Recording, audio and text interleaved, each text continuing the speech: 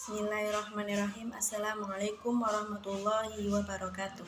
Baiklah, perkenalkan nama saya Reza Afriuliandri, NIM 2120-173.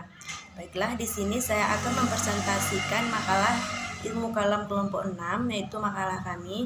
Di sini saya akan menjelaskan materi pada bagian B dan C, yaitu pada bagian B tentang tokoh-tokoh Mu'tazilah.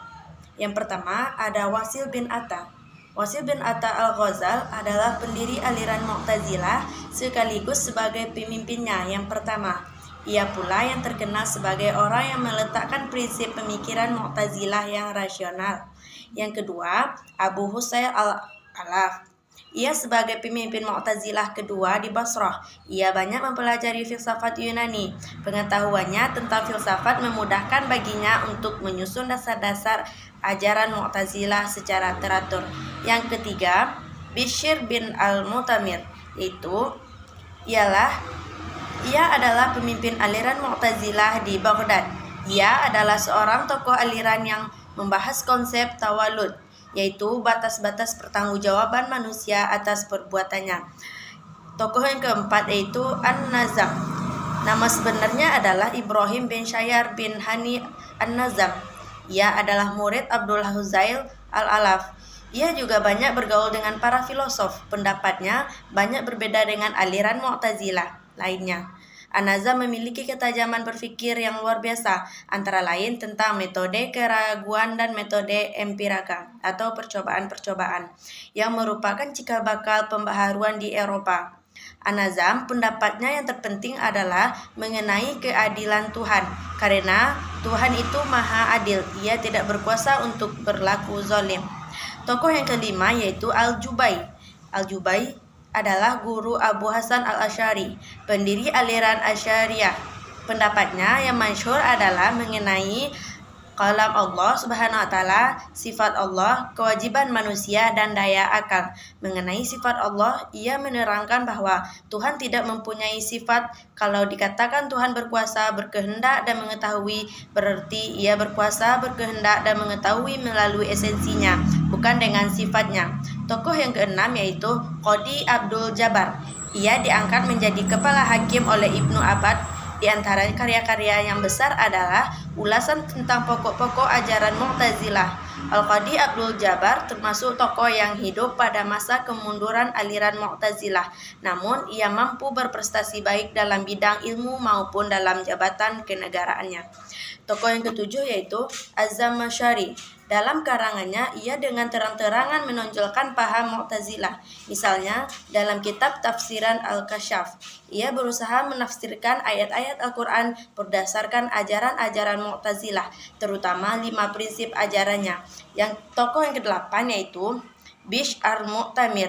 Bishr al-Mu'tamir ajarannya yang penting menyangkut pertanggungjawaban perbuatan manusia. Anak kecil baginya tidak dimintai pertanggungjawaban atas perbuatannya di akhirat kelak, karena ia belum mukallaf. Seorang yang berdosa besar kemudian bertobat, lalu mengulangi lagi berbuat dosa besar, akan mendapatkan siksaan ganda meskipun ia telah bertobat atas dosa besarnya yang terdahulu. Yang kesembilan yaitu Abu Musa al-Mudrar. Abu Musa al-Mudrar dianggap sebagai pemimpin Mu'tazilah yang sangat ekstrim, karena pendapatnya yang mudah mengkafirkan orang lain.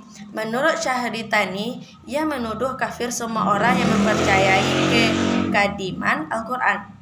Ia juga menolak pendapat bahwa di akhirat Allah dapat dilihat dengan mata kepala. Dan tokoh yang terakhir yaitu Hisham bin Amru An-Tuati.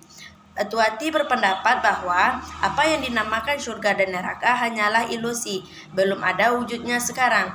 Alasannya yang dikemukakan adalah tidak ada gunanya menciptakan surga dan neraka sekarang, karena belum waktunya orang memasuki surga dan neraka. Selanjutnya kita masuk pada bagian D, yaitu ajaran pokok Mu'tazilah atau Al-Usul Al-Khamsah. Ada 5 ajaran pokok yang menjadi prinsip utama aliran Mu'tazilah, yaitu yang pertama At-Tauhid atau kemahaesaan Allah. Ajaran yang paling penting dari kaum Mu'tazilah adalah At-Tauhid atau kemahaesaan Allah.